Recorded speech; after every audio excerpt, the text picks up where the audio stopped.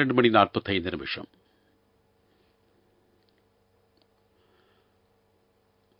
இலங்கை ஒலிபரப்பு கூட்டுத்தாபனம் செய்திகள். செய்தி ஆசிரியர் ஃபசான் நவாஸ், வாசிப்பவர் கே. ஜெயகிருஷ்ணா. முதலில் தலைப்புச் செய்திகள். எதிர்வரும் போகங்களுக்கான வண்டி உரத்தை இலவசமாக வழங்க தீர்மானம். மோசமான முறையில் திரட்டப்பட்ட பணத்தை அரசுடைமையாக்குவதற்கான சட்ட ஏற்பாடுகள் பூர்த்தி. முன்னாள் சுகாதார அமைச்சர் கெஹலிய ரம்புக்வெல்லவின் புற்றுநோய் மருந்து மோசடி பற்றிய தகவல்கள் அம்பலம். கால்நடை உற்பத்தி இறக்குமதி தற்காலிகமாக இடைநிறுத்தம். எஸ். வியாழேந்திரன் ராஜாங்க அமைச்சராக மீண்டும் நியமனம். ஹமாஸ் அமைப்புடன் போர் நிறுத்தம் மேற்கொள்ளப்பட மாட்டாது என இஸ்ரேல் வலியுறுத்தல். இங்கிலாந்து தென்னாப்பிரிக்க அணிகள் T20 உலகக்கிண்ண அரையிறுதிக்கு சுற்றுக்கு தெரிவு. எதிர்வரும் போகம் முதல் 2 போகங்களுக்கான இலவச வண்டி உரத்தை வழங்க தீர்மானிக்கப்பட்டுள்ளதாக அமைச்சர் மஹிந்த அமரவீர தெரிவித்துள்ளார். இதற்கமைய எதிர்வரும் மாதத்திற்குள் விவசாயிகளுக்கு தேவையான வண்டி உரம் வழங்கப்படவிருப்பதாகவும் அமைச்சர் கூறினார். நாட்டில் உரத்திற்கான தட்டுப்பாடு ஏற்படவில்லை. 2022 ஆண்டில் கூடுதலான அரிசி இலங்கைக்கு இறக்குமதி செய்யப்பட்டது.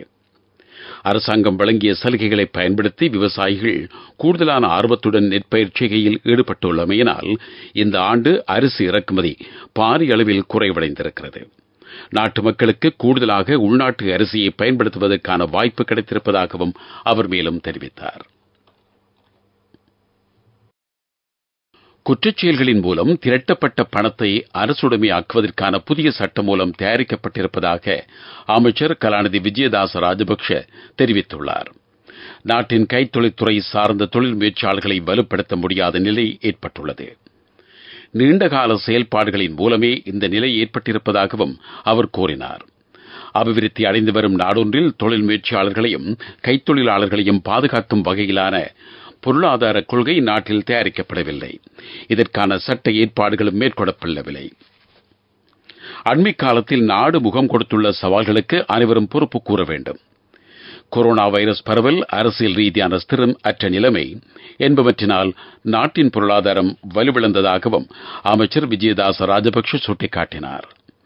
நாட்டை உடனடியாக கட்டியெழுப்ப முடியாது. இதனை அரசாங்கத்தால் மாத்திரமே மேற்கொள்ள முடியும் என்றும் இதற்காக அனைவரும் உள்ளடக்கிய ஒன்றிணைந்த வேலை திட்டம் அவசியம் எனவும் அமைச்சர் கலாநிதி விஜயதாச ராஜபக்ஷ மேலும் தெரிவித்தார். கெஹலிய ரம்புக்வெல்ல சுகாதார அமைச்சராக பணியாற்றிய போது மேற்கொண்ட பாரிய அளவிலான மோசடிகள் பற்றி தேசிய கணக்காய்வு செயலகம் தகவல்களை வெளியிட்டுள்ளது. புற்றுநோயால் பாதிக்கப்பட்டவர்களுக்கு தேவையான ரிடாக்சின் மெப் என்ற மருந்து 10 மாதங்களுக்கு போதுமான நிலையில் இருந்த வேளையிலும் தரமற்ற மருந்து வகைகளை முன்னாள் அமைச்சர் கொள்வனவு செய்திருப்பதாக செயலகம் சுட்டிக்காட்டியுள்ளது. புற்றுநோயாளர்களுக்கான தரமற்ற மருந்து வகையை சந்தை விலையை விட 254% விலை அதிகரிப்புடன் அவர் கொள்வனவு செய்ததாகவும் தேசிய கணக்காய்வு செயலகம் சுட்டிக்காட்டியிருக்கிறது. இதன் மூலம் அரசாங்கத்திற்கு 6,53,00,000 ரூபாய்க்கும் அதிகமான நஷ்டம் ஏற்பட்டுள்ளது. அவசர விலை கோரலுக்கமைய ஒரு டப்பா மருந்து $152 என்ற விலைக்கு கொள்வனவு செய்யப்பட்டுள்ளது. மருந்து விநியோக நிறுவனத்தை போலி பெயரில் பதிவு செய்துள்ளமையும் கண்டறியப்பட்டிருக்கிறது. இந்தியாவில் இந்த மருந்து வகைகள் உற்பத்தி செய்யப்பட்டதாக கூறும் போலி ஆவணங்களும் தயாரிக்கப்பட்டிருப்பதாக தேசிய கணக்காய்வு செயலகம் சுட்டிக்காட்டியிருக்கிறது. நீங்கள் ஒலிபரப்பு கூட்டுத்தாபனத்தின் செய்திகள்.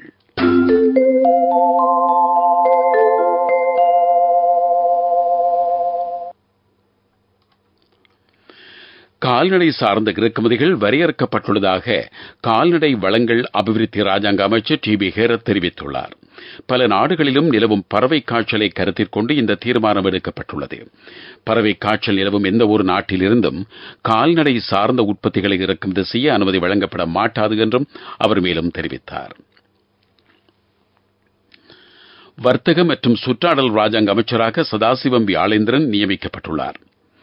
ஜனாதிபதி ரணில் விக்ரமசிங்கவின் முன்னிலையில் இவர் சற்று முன்னர் சத்திய பிரமாணம் செய்து கொண்டதாக ஜனாதிபதி ஊடகப் பிரிவு அறிவித்துள்ளது.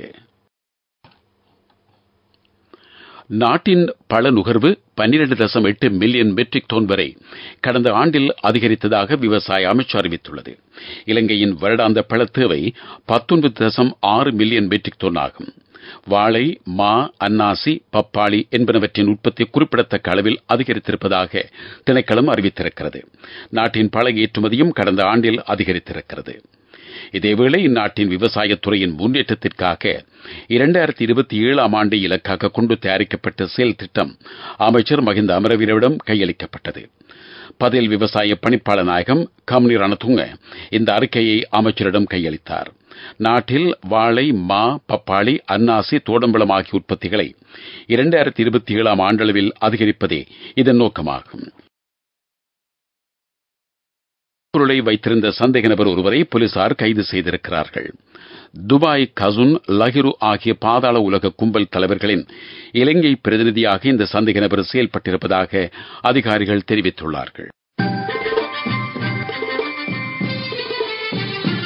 பிரதான செய்தி வழங்குவோர் ஒவ்வொரு வீட்டிலும் இருக்க வேண்டிய வீட்டு வைத்தியர் சித்தாலேப. ரஷ்ய யுக்ரைன் யுத்தத்துடன் தொடர்புடைய இலங்கையர் பற்றி ஆராயும் இலங்கை தூதுக்குழு இன்று ரஷ்யா பயணமாகிறது. பாதுகாப்பு அமைச்சின் செயலாளர், வெளிவகார அமைச்சின் உயர்மட்ட அதிகாரிகள் ஆகியோர் இந்த குழுவில் இடம்பெற்றுள்ளார்கள். ரஷ்ய வெளிவகார அமைச்சின் தூதுக்குழுவினரை சந்தித்து இவர்கள் கலந்துரையாட உள்ளமை குறிப்பிடத்தக்கது.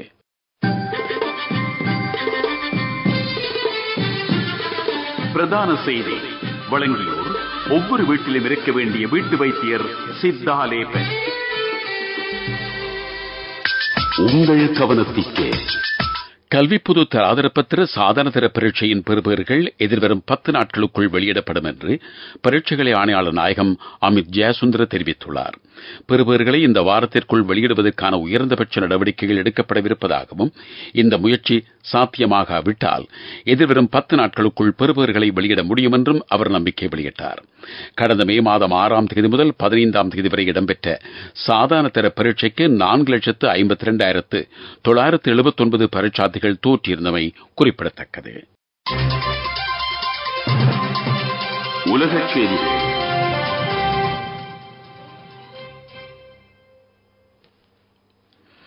காசாவின் தென்பகுதியான ரஃபா பிரதேசத்தில் கடுமையான யுத்தம் இறுதிக்கட்டத்தை அடைந்திருப்பதாக இஸ்ரேல் பிரதமர் பெஞ்சமின் நெத்தன்யாகு தெரிவித்துள்ளார். இதன் மூலம் யுத்தம் முடிவடைந்ததாக எண்ணிவிடக்கூடாது என்றும் அவர் வலியுறுத்தியுள்ளார். அதிகாரத்தில் இருந்து நீக்கப்படும் வரை ஹமாஸ் அமைப்பிற்கு எதிரான யுத்தம் தொடரும் என்றும் பிரதமர் நெத்தன்யாகு வலியுறுத்தியிருக்கிறார். லெபனானின் ஹிஸ்புல்லா அமைப்பிற்கும் இஸ்ரேல் படையினருக்கும் இடையிலான எல்லைப்புற மோதல்கள் வலுவடைந்து வரும் நிலையில் இந்த அறிவிப்பு வெளியாகியிருக்கிறது. காசாவின் நிர்வாகத்தை ஹமாஸுக்கு பதிலாக பலஸ்தீன அதிகார சபை மேற்கொள்ள வேண்டும் என்ற யோசனையை அவர் நிராகரித்திருக்கிறார். பலஸ்தீன அரசொன்றை ஸ்தாபிக்க தாம் தயாரில்லை என்றும் அவர் வலியுறுத்தியிருக்கிறார். இதேவேளை காசா யுத்தத்தை முடிவுக்கு கொண்டு வருமாறு கோரி ஆயிரக்கணக்கானோர் இஸ்ரேலின் தலைநகர் டெல் அவீவ் நகரில் ஆர்ப்பாட்டங்களில் ஈடுபட்டு வருவதாக சர்வதேச ஊடகங்கள் செய்தி வெளியிட்டுள்ளன. புனித ஹஜ் கடமையின் போது 1301 பேர் உயிரிழந்திருப்பதாக சவுதி அரேபியாவின் சுகாதார அமைச்சு அறிவித்துள்ளது. உயிரிழந்தவர்களில் 83% சட்டத்திற்கு முரணாக ஹஜ் கடமைகளில் கலந்து கொண்டவர்கள் ஆவார்கள் என்றும் சவுதி அரேபியாவின் சுகாதார அமைச்சர் ஃபாத் அல் ஜலாஹில் தெரிவித்துள்ளார். கடுமையான உஷ்ணம் பற்றிய அதிகாரிகளின் எச்சரிக்கைகளுக்கு மத்தியிலும் இவர்கள் கடுமையான வெப்பத்தில் நீண்ட தூரம் கால்நடையாக பயணித்திருக்கிறார்கள். நிழல் தரும் இடங்களை இவர்கள் பயன்படுத்தவில்லை. உயிரிழந்தவர்களில் பெரும்பாலானோர் நாள்பட்ட நோய்களை கொண்டவர்கள் என்றும் வயது முதிர்ந்தவர்கள் என்றும் தெரிய வந்திருக்கிறது. கடுமையான உஷ்ணம் காரணமாக நோய்வாய்ப்பட்ட பலருக்கு தொடர்ந்தும் சிகிச்சை அளித்து வருவதாகவும் சவுதி அரேபியாவின் சுகாதார அமைச்சு சுட்டிக்காட்டியிருக்கிறது.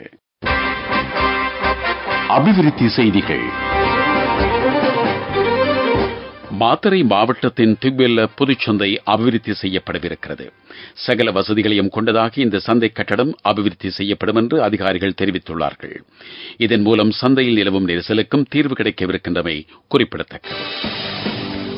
விளையாட்டுச் செய்திகள். T20 உலகக்கிண்ண கிரிக்கெட் சுற்றுத் தொடரின் அரையிறுதி சுற்றுக்கு இங்கிலாந்து அணி தெரிவு செய்யப்பட்டுள்ளது. சூப்பர் 8 சுற்றில் அமெரிக்க அணியுடன் இடம்பெற்ற போட்டியில் 10 விக்கெட்டுகளால் வெற்றி பெற்றதன் மூலம் அரையிறுதிப் போட்டிக்கான வாய்ப்பை இங்கிலாந்து அணி பெற்றிருக்கிறது. இந்த போட்டியில் முதலில் துடுப்படுத்த ஆடிய அமெரிக்க அணி 18வது ஓவரில் சகல விக்கெட்டுகளையும் இழந்து 115 ஓட்டங்களை மாத்திரமே எடுத்திருந்தது. இங்கிலாந்து அணியின் வேகப்பந்து வீச்சாளர் கிறிஸ் ஜோர்டன் ஹேட்ரிக் அடங்கலாக 4 விக்கெட்டுகளை ஒரே ஓவரில் கைப்பற்றினார். பதிலுக்கு துருப்பிடித்து ஆடிய இங்கிலாந்து அணி 9வது ஓவரில் விக்கெட் இழப்பின்றி வெற்றி இலக்கை தாண்டியது. இங்கிலாந்து அணியின் தலைவர் ஜோஸ் பட்லர் ஆட்டமிழக்காமல் 83 ஓட்டங்களையும் எடுத்திருந்தது குறிப்பிடத்தக்கது. இதேவேளை T20 உலகக்கிண்ண கிரிக்கெட் சுற்றுத் தொடரின் அரையிறுதிப் போட்டிக்கு தென்னாப்பிரிக்க அணி தெரிவு செய்யப்பட்டிருக்கிறது. மேற்கிந்திய தீவுகள் அணிக்கு எதிரான போட்டியில் தென்னாப்பிரிக்க அணி மேற்கிந்திய தீவுகள் அணியை 3 விக்கெட்டுகளால் வெற்றி கொண்டதன் மூலம் இந்த வாய்ப்பை பெற்றிருக்கிறது. வர்த்தக செய்தி அனுசரணை. பட்டதாரியாகும் போது, திருமணத்தின் போது, குழந்தை பிறப்பின் போது மற்றும் 25வது திருமண ஆண்டு நிறைவின் போது 50,000 ரூபாய் வரை விசேட அனுகூலங்கள். மாதாந்தம் 12,500 ரூபாய் வீதம் சேமித்திடும் ஸ்ரீ சேவிங்ஸ் சாம்பியன்களுக்கு மேலும் பணப்பரிசுகள். வாகனங்களை பொருத்தும் துறையை மேலும் வலுப்படுத்துமாறு இலங்கை மோட்டார் வாகன பொருத்துதல் சங்கம் கோரிக்கை விடுத்துள்ளது. வரி முறையில் நியாயமான திருத்தங்களை அறிமுகம் செய்வதன் மூலம் ஊழல்கள் இடம்பெறுவதை தடுக்க முடியும் என்றும் சங்கத்தின் தலைவர் திமந்த ஜெயவர்தன தெரிவித்துள்ளார். இலங்கையில் இருந்து வருடாந்தம் 800 மில்லியன் அமெரிக்க டாலர்கள் பெறுமதியான உதிரி பாகங்கள் ஏற்றுமதி செய்யப்படுவதாகவும் அவர் சுட்டிக்காட்டியுள்ளார். பட்டதாரியாகும் போது, திருமணத்தின் போது, குழந்தை பிறப்பின் போது மற்றும் 25வது திருமண ஆண்டு நிறைவின் போது 50,000 ரூபாய் வரை விசேட அனுகூலங்கள். மாதாந்தம் 12,500 ரூபாய் வீதம் சேமித்திடும் ஸ்ரீ சேவிங்ஸ் சாம்பியன்களுக்கு மேலும் பணப்பரிசுகள். பொருளாதார செய்திகள் அனுசரணை. அவசரத்தில் அங்கும் இங்கும் வைக்க வேண்டாம் தங்கமே. இப்போது தங்கப்போனுக்கு அதிகூடிய முற்படம். அலையுங்கள் 0115-880-400. LOLC ரன்சன் தங்க கடன் சேவை. பாதுகாப்பாக வைத்திருக்கும் நகைகளை அவசர தேவைக்கு வைத்துவிட. இலங்கை மத்திய வங்கியின் பிரதி ஆளுநர்களாக 2 நியமிக்கப்பட்டிருக்கிறார்கள். மத்திய வங்கியின் நாணய சபையின் பரிந்துரைக்கமைய நிதியமைச்சு இந்த நியமனத்தை வழங்கியுள்ளது. மத்திய வங்கியில் 31 வருடங்கள் பணியாற்றிய AAM தாசிம் நாணய சபையின் செயலாளராகவும் பிரதி ஆளுநராகவும் நியமிக்கப்பட்டுள்ளார். மத்திய வங்கியின் உதவி ஆளுநராக பணியாற்றி வரும் JPR கருணாரத்ன வங்கியின் புதிய பிரதி ஆளுநராக நியமிக்கப்பட்டிருக்கிறார். இவர்கள் இருவரும் நிதித்துறை சார்ந்த நிபுணத்துவ அறிவை கொண்டவர்கள் ஆவார்கள் என மத்திய வங்கி வெளியிட்டுள்ள அறிக்கையில் குறிப்பிட்டிருக்கிறது. அவசரத்தில் அங்கும் இங்கும் வைக்க வேண்டாம் தங்கமே. இப்போது தங்கப்போனுக்கு அதிகூடிய முற்படம். அலையுங்கள் 0115-880-400. LOLC ரன்சன் தங்க கடன் சேவை. பாதுகாப்பாக வைத்திருக்கும் நகைகளை அவசர தேவைக்கு வைத்துவிட. அவசரத்தில் அங்கும் இங்கும் வைக்க வேண்டாம் தங்கமே. இப்போது தங்கப்போனுக்கு அதிகூடிய முற்படம். அலையுங்கள் 0115-880-400. LOLC ரன்சன் தங்க கடன் சேவை. பாதுகாப்பாக வைத்திருக்கும் நகைகளை அவசர தேவைக்கு வைத்துவிட. காலநிலை அறிக்கை. மேல் சப்ரகமு மாகாணங்களிலும் கண்டி, நுவரெலியா, காலி, மாத்தறை மாவட்டங்களிலும் இன்று மழை பெய்யலாம் என்று வளிமண்டலவியல் திணைக்களம் அறிவித்துள்ளது. மேல் சப்ரகமு மாகாணங்களிலும் கண்டி, நுவரெலியா மாவட்டங்களிலும் சில இடங்களில் 50 மில்லிமீட்டருக்கும் அதிகமான மழை பெய்யலாம். வடமேல் மாகாணத்திலும் மாத்தளை மாவட்டத்திலும் இடைக்கிடையே மழை பெய்யும் சாத்தியம் காணப்படுவதாக திணைக்களம் எதிர்ப்பு கூறியுள்ளது. இதேவேளை திருகோணமலையில் இருந்து காங்கேசந்துறை ஊடாக சிலாபம் வரையிலான கரைக்கப்பால் உள்ள கடல் பகுதியிலும் ஹம்பாந்தோட்டையிலிருந்து பொத்துவில் வரையிலான கரைக்கப்பால் உள்ள கடல் பிரதேசத்திலும் காற்றின் வேகம் மணிக்கு 60 தொடக்கம் 65 கிலோமீட்டர்கள் வரை அதிகரிக்கலாம்.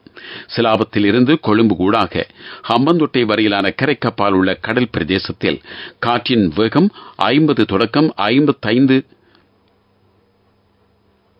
வரை அதிகரிக்கலாம்.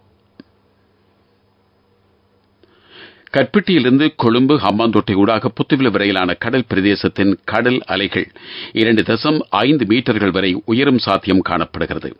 இதனால் கடற்தொழிலாளர்களும் கடல் பயணங்களில் ஈடுபடுவோரும் எச்சரிக்கையாக இருக்குமாறு திணைக்களம் வெளியிட்டுள்ள அறிக்கையில் குறிப்பிடப்பட்டிருக்கிறது. மீண்டும் தலைப்புச் செய்திகள். எதிர்வரும் போகங்களுக்கான வண்டி உரத்தை இலவசமாக வழங்க தீர்மானம். மோசடியான முறையில் திரட்டப்பட்ட பணத்தை அரசுடைமையாக்குவதற்கான சட்ட ஏற்பாடுகள் பூர்த்தி. முன்னாள் சுகாதார அமைச்சர் கெகலிய ரமுகுவில்லவின் புற்றுநோய் மருந்து மோசடி பற்றிய தகவல்கள் அம்பலம். கால்நடை உற்பத்தி இறக்குமதி தற்காலிகமாக இடைநிறுத்தம். சதாசிவம் வியாழேந்திரன் ராஜாங்க அமைச்சராக மீண்டும் நியமனம். ஹமாஸ் அமைப்புடன் போர் நிறுத்தம் மேற்கொள்ளப்பட மாட்டாது என இஸ்ரேல் வலியுறுத்தல். இங்கிலாந்து தென்னாப்பிரிக்க அணிகள் T20 உலகக்கிண்ண அரையிறுதி சுற்றுக்கு தெரிவு. இத்துடன் செய்திகள் முடிவடைந்தன. எமது அடுத்த பிரதான செய்திகள் இன்று மாலை 6 மணிக்கு இடம்பெறும்.